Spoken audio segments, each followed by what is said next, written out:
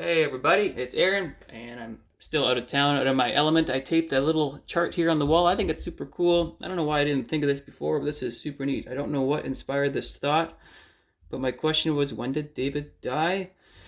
Thank you for if somebody was mentioning it or it just came off the top of my mind. I don't know what happened here, but and also I'm going to, at the end of this video, I'm going to put a link up or just a picture of my old chart with my timeline and another chart that a brother sent in my Discord. His username is Blackbox. Thanks for sending that. It actually kind of making the connections now.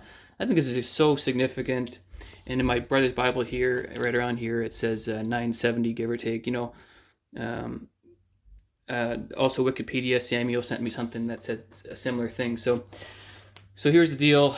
I think also the chart I'm going to send at the end of the video, I think we just need to adjust some of those years to the year one because of the year zero. But nevertheless, it looks like King David died in and around 971 to 970 BC. Okay, so 971 BC or 970 BC, King David dies. 1,000 years later, Jesus dies. Exactly 3,000 years after King David dies is when we are expecting this millennial reign to start. Right? So the true kingdom of Christ. And we know that David was promised, well, let me get the verse. I'm moving around here. So this is 2 Samuel 7, verse 16. And your house and your kingdom shall be established forever before you. Your throne shall be established forever. This is God's covenant with David in 2 Samuel 7. Do I have it in the frame? Yeah, God's covenant with David. And then it's 2 Samuel 7, verse 16. I'll read it again. And your house and your kingdom shall be established forever before you. Your throne shall be established forever.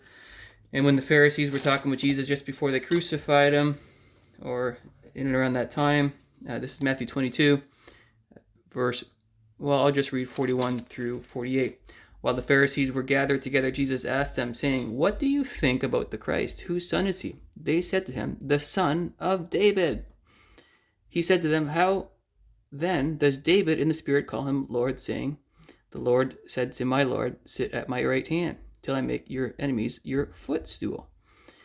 If David then calls him Lord, how is he the son?" And no one was able to answer him a word, for from that day on, did anyone dare question him anymore. So that's Matthew 22, 41 through 46. So they know that the son of David is significant in prophecy. So here we've got this promise to King David in 2 Samuel.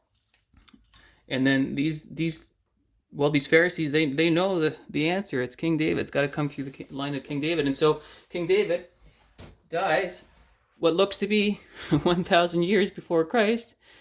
And if that's true, then that is significant. Then 2030, it's almost like it has to be. It's like there's no other thing that makes any sense. So if this year is correct, then man, this whole puzzle piece just fits nicer. And then, okay, so that's that chart. That's the first thing right here. So then if you just look at the whole 6,000 year plan before the millennial reign, we expect 1,000 years over here. Okay, so that means King David died right in the middle of the 6,000 year plan. So I suspect that Adam sinned in 3971. Okay, then exactly 3,000 years later, now my guess is King David died. Then exactly 3,000 years later, we have a millennial reign. My goodness, this is exciting to me.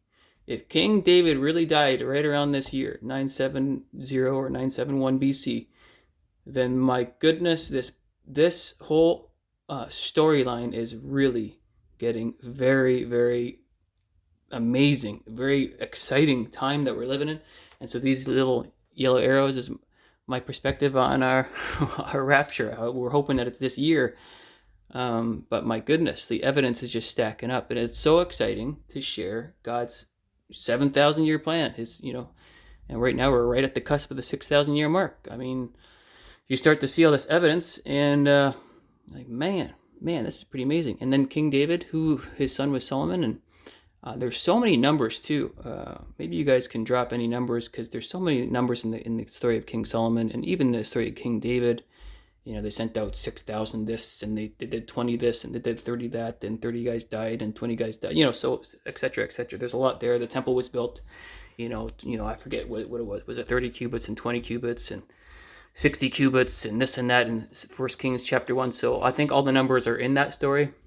And King Solomon gets 666 pieces of gold or something. Like, all the numbers are so significant. But I think the one thing that I wanted to super duper highlight here is essentially, I'll say it one more time, 1,000 years from the death of King David to the death of Christ. If we are going with the 30 AD crucifixion, it makes so much sense.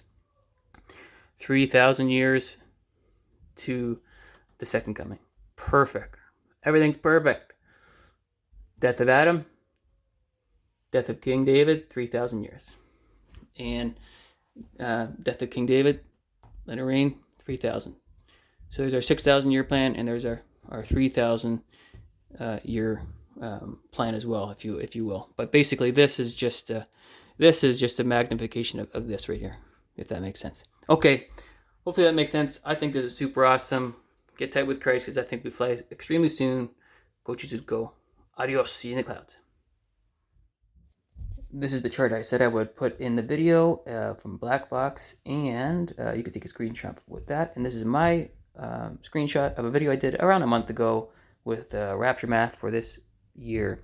So have a look at this if you want, or go back to that video I put up a little while ago. God bless, guys. Hallelujah, I'll see you in the rapture.